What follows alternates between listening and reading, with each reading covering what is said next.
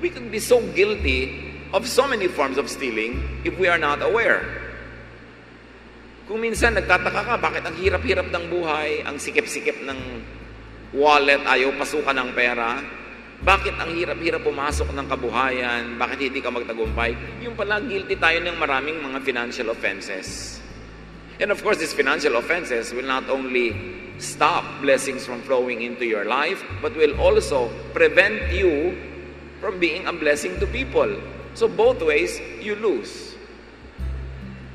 At maraming mga tao, kaya kailangan i-reviewin ang mga bagay na ito pala ang bara, kaya hindi sila nabe-bless.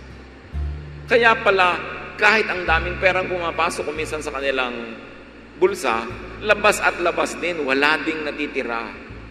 Kasi hindi natutuwa ang langit sa kanilang paraan ng paghawak sa pera. Laging may nalalamangan, may nananakawan, may nakakawawa. Stealing from the rich or from the poor are both wrong. But stealing from the poor, especially by the rich, are infinitely more sinful.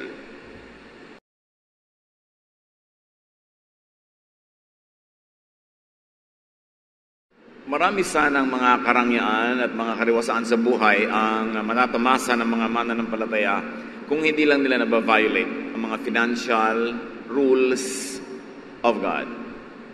Marami sana mga pagkakataon na mas umaasenso ang buhay, mas lumuluwag, if only people would be sensitive to the financial sensibilities taught in the Bible.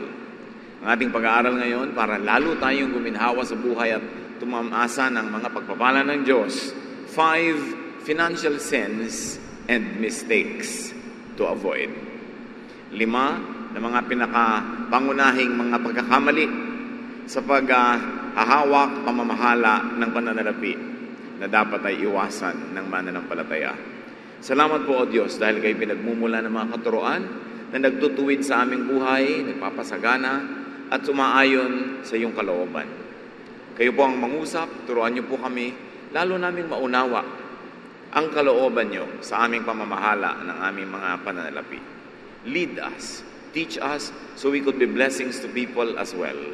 And may our obedience to you unlock many more favors and many more blessings from you, because you are kind and you are good and you are just. Father, we ask you to be our speaker.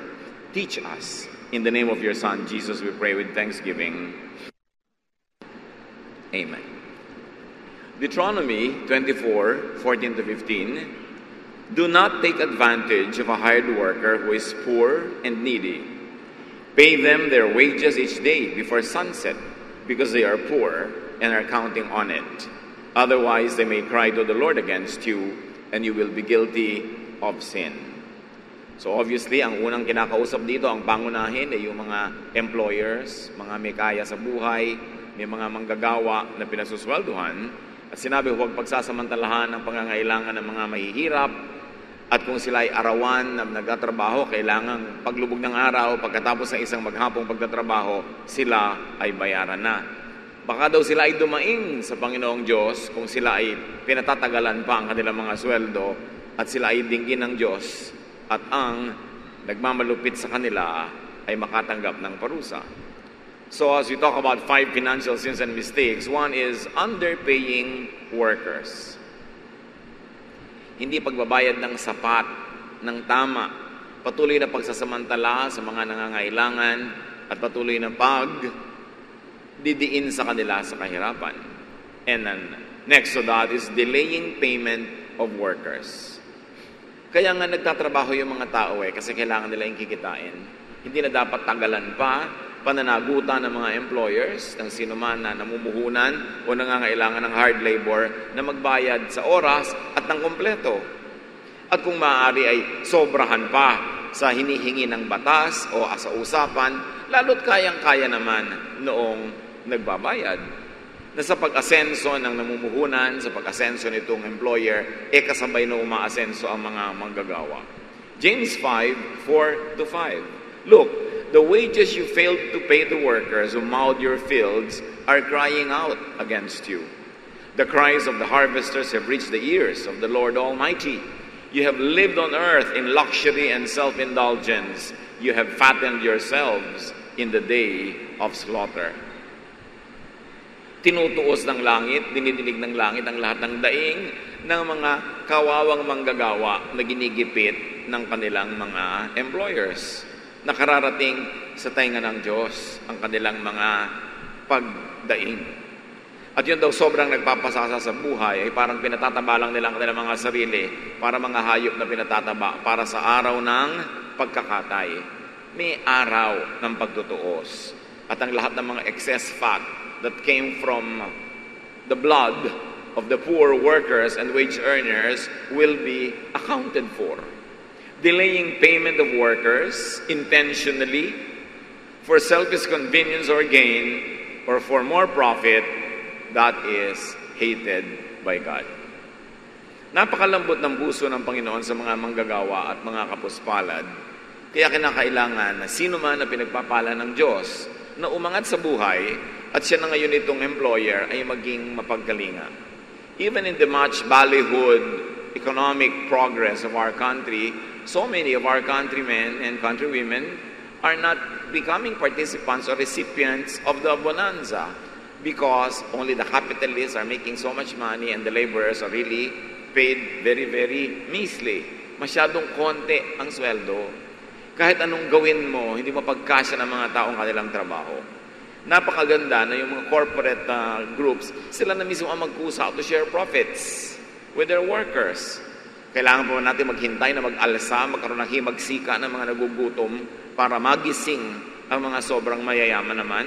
You will read this in the newspapers.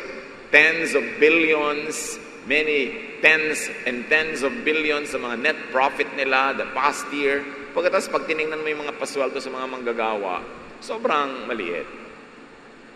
Sobrang top-heavy ang ating mga kumpanya. Top people, executives, and all that have so much privileges. And they enjoy so much when it is at the back of the toiling majority where the economic growth actually happens. And they make it happen.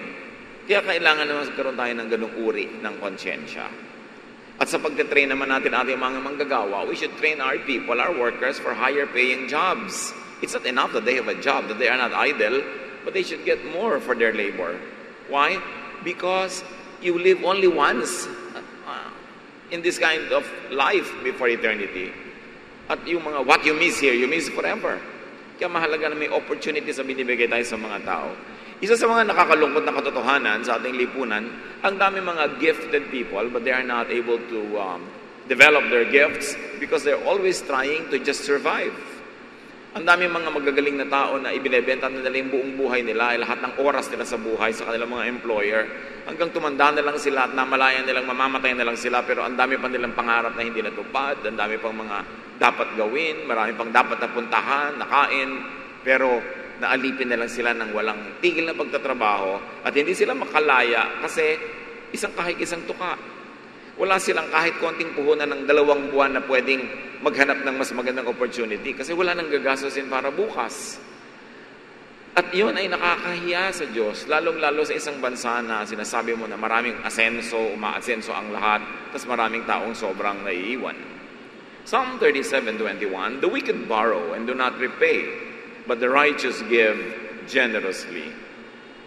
Again, another offense to the sensibilities of God is borrowing and not paying on time, fully, and with interest. Jewish lenders were forbidden to charge interest to their people, but the borrowers were not forbidden to voluntarily pay interests. Ang pinagbabawalan lang naman ay yung nagsasamantala ka sa pangangailangan ng nagigipit, hindi ka daw dapat nagpapataw ng interest sa ganung mga pautang. Pero hindi naman pinipigil yung nangutang, lalo't namuho na naman siya, kumita naman siya, umasenso siya, hindi naman siya pinipigil na magkusang magbigay ng interest sa nagpautang sa kanya. Gawin natin mga kapatid, practice, kung sakasakaling kinakailangang umutang sa kapwa, at least pag isinoli mo, bigyan mo naman ng interest. Kasi yung mahiniram mo, kung nasa bangko, kikita man lang yun kahit 2%, kahit 1.5%. Pero ang tagal-tagal na nasa iyo ang pera niya, isosoli mo, hiniram mo nung 5 years ago, 5,000, ibibigay mo rin ngayon 5,000. Baka ang value na lang doon, mga 4,700, 4,500. Masyadong lugi yung nagpahiram. Bukod sa ang haba ng panahon na ninervyos siya kung mababayaran ba o hindi. Kaya mo bang bayaran yung nervyos niya? Kaya mo bang bayaran yung pagsisihan ng mag-asawa na, ba't ba kasi pinautang mo yung pinsan mo, ayan tuloy, wala tayong pera, hindi tayo makasingil. Malaki ang puhunan na nagpapautang, hindi lang yung pera, pati yung pangamba na baka hindi siya mabayaran, at yung effort na maningil, kung kailangan ka pang habul-habulin. God likes investors to earn profits. The Bible is full of stories, even stories told by Jesus, which were parables meant to give lessons, that people are supposed to make investments grow. That is not wrong to make profit, but profiteering at the expense of the needy, that is what is wrong. Money borrowed for investment or for business must earn interest. Money borrowed for non-commercial emergencies should not be levied interest. Magkaiba eh. Pagka pinahiram ka dahil nangangailangan ka, sabi, huwag ka nang singilin, lalo't patuloy ka pa rin nagigipit.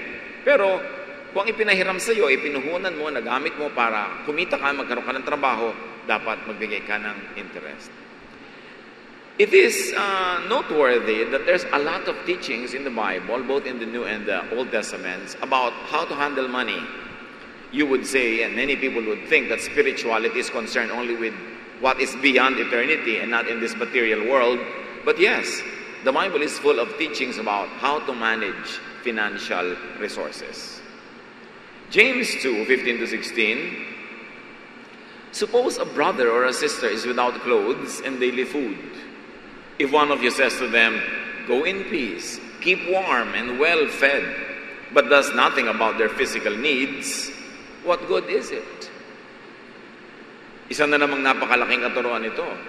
May dumadaing sa'yo, may nahihirapan, tapos sabi mo, sige, pagpipray kita, pagpalain ka naman ng Diyos, nawa, bumuti ang kalagayan mo, tapos wala ka man lang inabot, pinahiram, ibinigay, na kaya mo naman, isang malaking offense yun sa kabaitan ng Diyos. Not giving to the needy brother or sister when one had the capacity to help is an offense. Ang yung iba, pag sinabi nila kung minsan, ipagpe-pray kita, parang ano lang nila pantakas, para makaiwas sa pananagutan na may gawin pa silang mas practical, ang sasabihin nilang, I will pray for you. Why pray for people when you can already give them what they need? So don't use prayer as a means to escape from responsibility, especially when you are able to answer for their needs or to give what they want.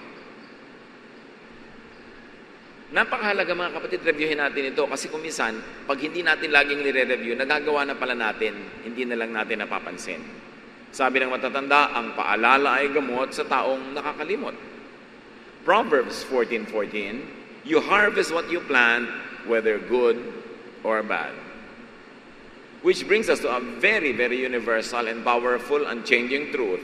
Not planting good seeds of generosity and kindness is offensive to God. Planting bad seeds of selfishness, deviousness, and cleverness are all alike. Kailangan nagtatanim tayo ng mabuti. This is the sin of omission. To steal from the poor is a sin of commission. But not to give to the needy, not to plant good seeds of generosity and kindness is a sin of omission. Dalawang paraan naman tayo para magkasala. May ginagawa kang mali o may dapat kang ginagawang tama tapos hindi mo ginagawa.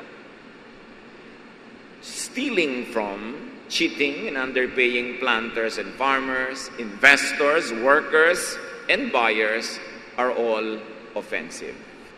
Exodus 20:15, one of the 10 commandments, you shall not steal. It is so easy to say and dismiss that I am not a thief, I don't rob, but brothers and sisters, intellectual piracy is stealing.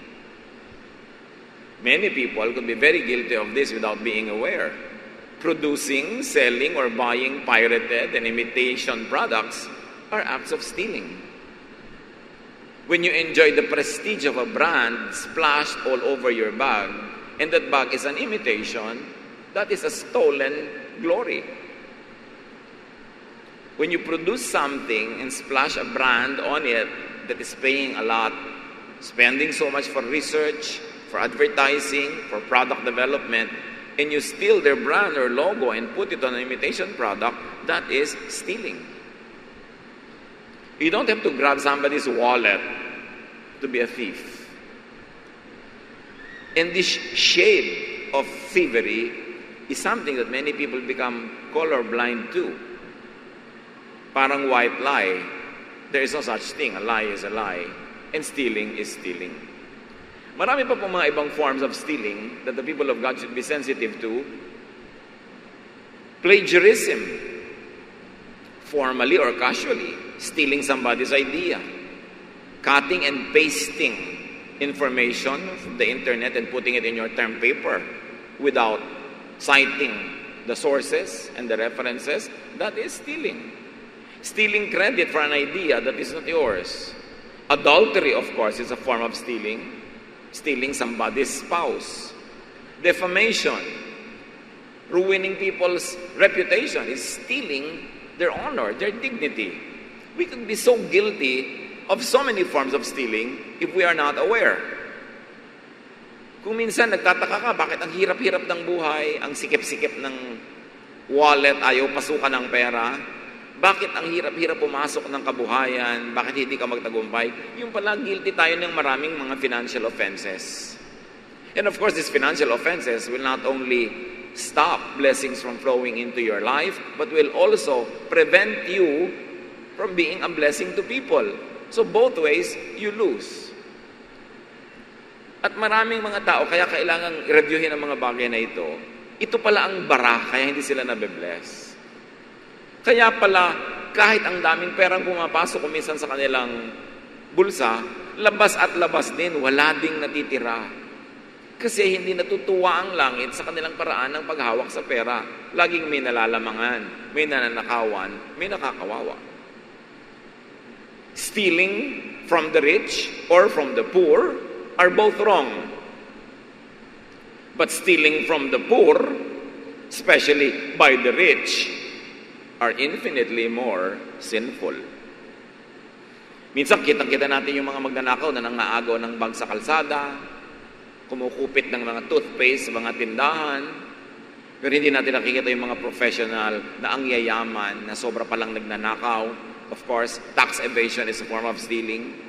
When you make your fortune in this country and avoid paying correct taxes, you're actually stealing from the people who should benefit from the taxes that are earned from your business that flourish in this land. But according to studies, the biggest tax cheaters are the rich. They can hire a battery of accountants and lawyers to find ways and means so that at the end of the day, they don't pay the tax.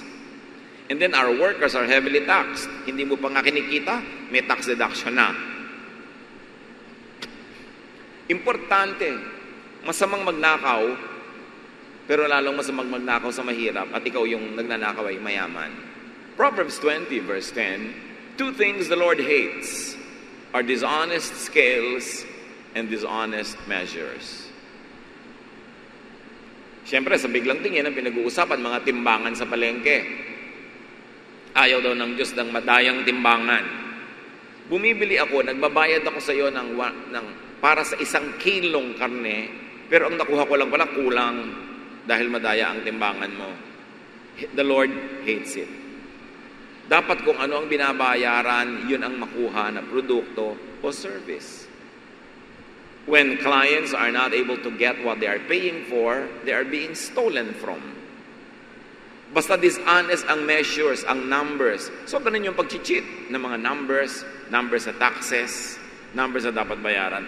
Kung ang mga tao lang nagbabayad ng tax lahat, ang dami-daming pera dapat ng gobyerno. At kung hindi nanakawin ng mga nangangasawa, dapat ang luwag-luwag ng buhay ng Pilipinas. Pero wala. From the taxpayer, to the tax collector, to the disbursing officer, to those who are handling the money, may nangyayaring thievery. And at the end of the day, all of us suffer. Lahat na dadaya. Kaya kailangan maingat. Maingat ka sa pagbabayad ng mga dapat bayaran. Commercial and numerical cheating, not giving in full what buyers pay for or deserve, is sinful and hated by God. Yung nandadaya sa mga bilang, sa timbang, sa quality. Bibili ka ng karne, ba't kaya namamaga ito? Tinuturukan pala ng tubig para bumigat. Kung ano-anong klaseng mga pandaraya. Mga karne na hindi na mabili, ang luma-luma na, bigla lalagyan mga kulay na mga strong, mga taste. Ibebenta as kung ano-anong processed meat. Kinakain mo, yung pala, bulok na pandaraya. Hindi ka naman nagsabing, pabili nga po ng bulok na karne. Pero nadideceive ka ng kulay, nadideceive ka ng mga lasa. So, ang nabibili mo, hindi yung binabayaran mo. Product weight, quantity and quality, undeserved grades, for instance. Dishonest numbers, all of this are forms of thievery. Pagka nagnanakaw ka ng grade, nag-cheat ka lang pala, hindi naman talaga dapat mataas yung grade mo, that is thievery. Lahat ng dishonest numbers.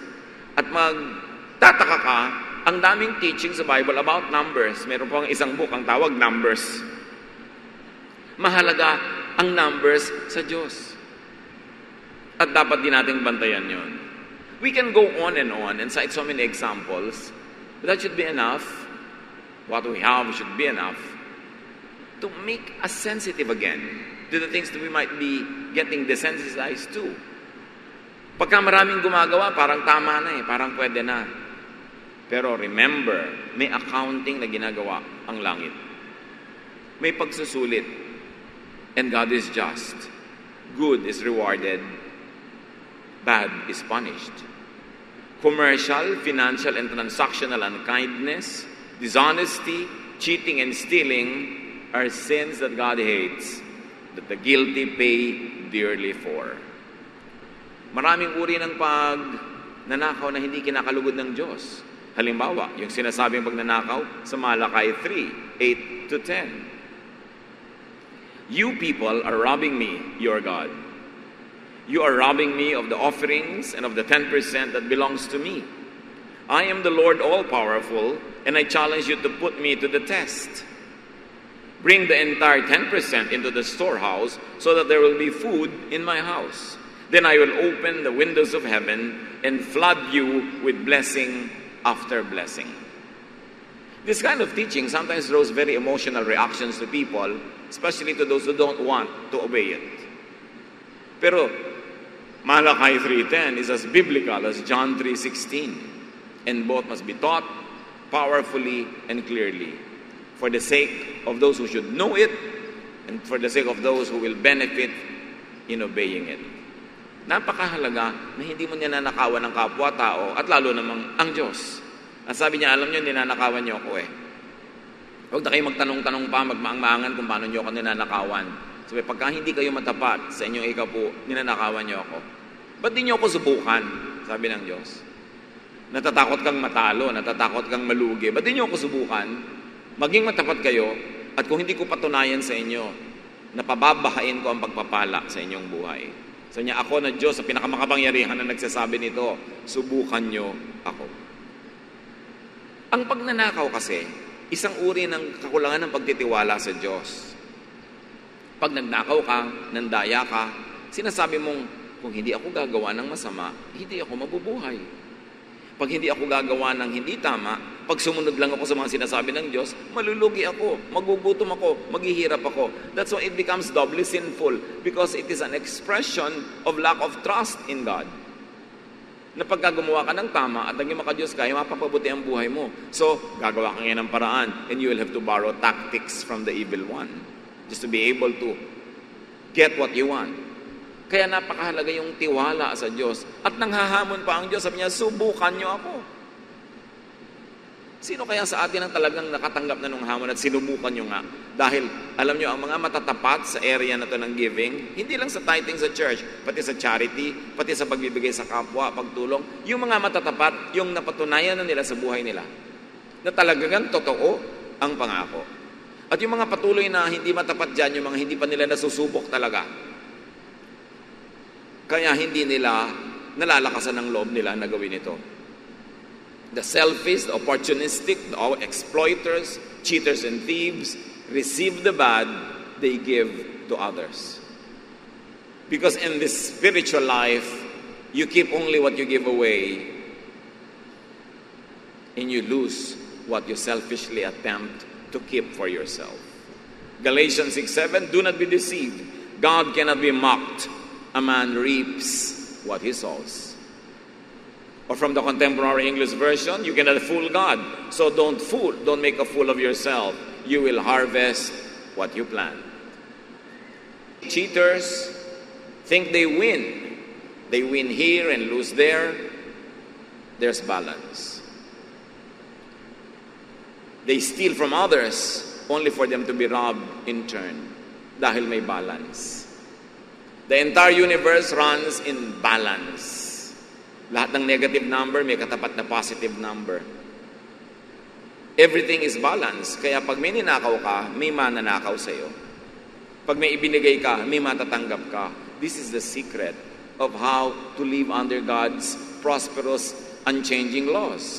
Bawat panlalamang sa kapwa ay may katapat na paniningil mula sa langit.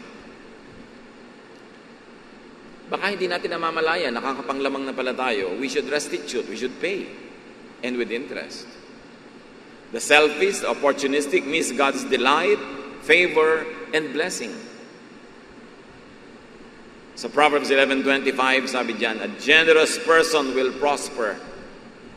Whoever refreshes others will be refreshed. Ang taong palabigay ay mag-aani ng marami. Sasagana ang kanyang buhay. Sino man ang tumutulong sa kapwa ay tutulungan din. Luke 6:38, give, and it will be given to you.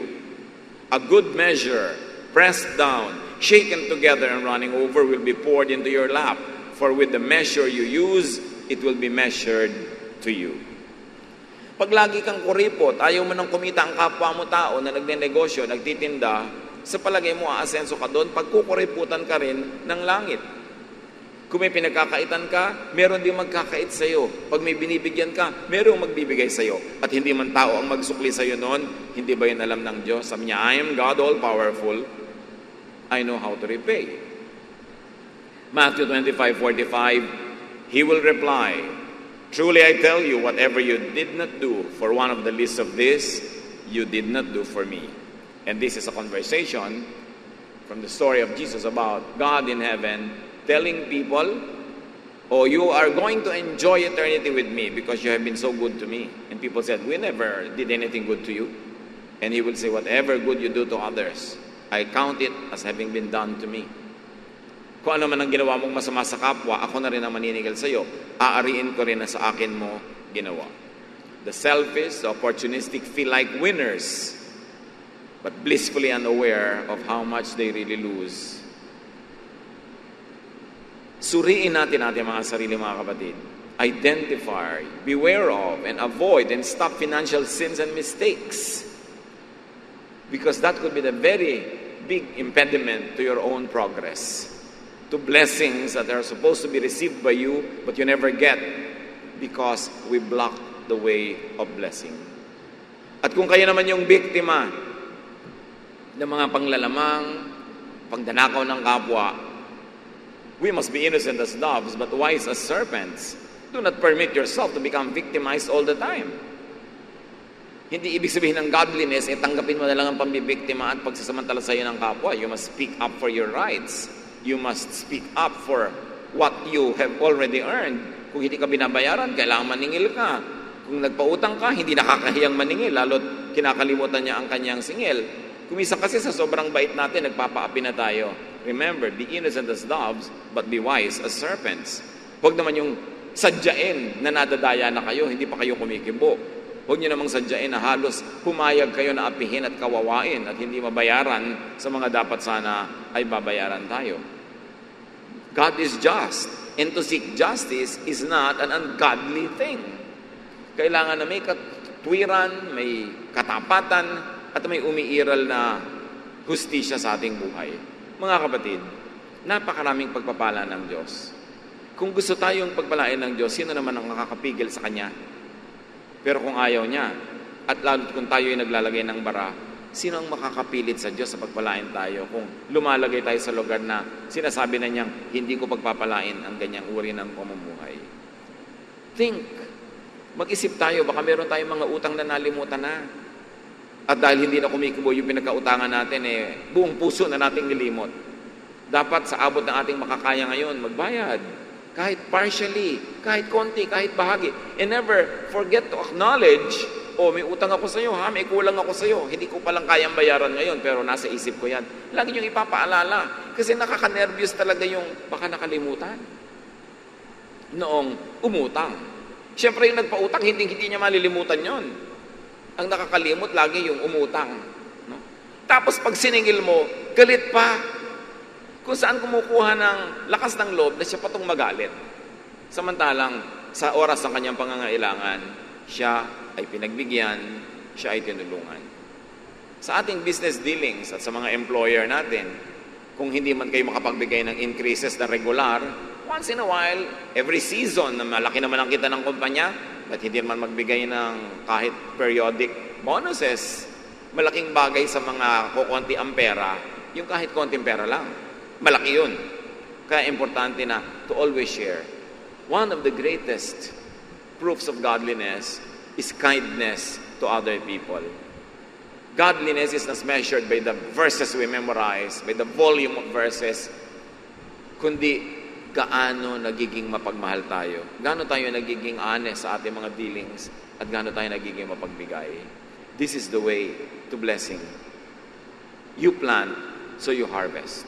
Dear God, we ask you, speak to us privately. Ipakita niyo sa amin, Panginoon, ang kalagayan ng aming puso when it comes to handling finances. Kung kami ay mga mabait, matapat na mga employer at employees, dahil bilang mga employee, pwede rin kami ang magnakaw. Sinusweldohan kami, pero hindi kami nagtatrabaho ng ganap, ng kumpleto, ng buo. O pwedeng literally nananakawan namin ng aming mga employers. Ipakita mo kung saan kami nakatayo. At sino man, Panginoon, ngayon na nakalagay sa isang lugar na talaga namang napakaganda, hindi nandadaya, nagbabayad ng mabuti, hindi nagnanakaw, salamat sa ganong uri ng spiritualidad. Dalangin namin ang lahat ay mapunta doon at manatili sa ganong blessed situation. Pero sa kung may mga anak ka na nakikita mo ngayon, Panginoon, na may pagkukulang sa ganitong bahagi ng buhay, soften our hearts. Teach us to be submissive to your will. Teach us to apply your word even in areas where we will be inconvenienced or we will pay a financial price. Turuan mo kami, Lord, na maging makadiyos, banal, sa lahat ng larangan ng buhay namin, kahit doon sa mga parte na parang magmumukha kami magagastusan. Turuan mo kami na yung dapat bayaran, bayaran. At yung mga dapat magbayad ay magbayad. Teach us. Pagbulay-bulayan natin ng mga kapatid, ng mga simpleng katotohanan na ito na maaring maging paraan upang ang pagpapalang gusto-gustong ibigay ng Diyos ay dumaloy ng malaya sa ating buhay. Lord, as your people ponder these words, simple but very practical, teach us to show that we love you, that we are your people in this day-to-day ways, Lord, in the way we handle our finances, in the way we deal with people. Teach us. Let's be silent before the Lord and ponder these important issues of daily life.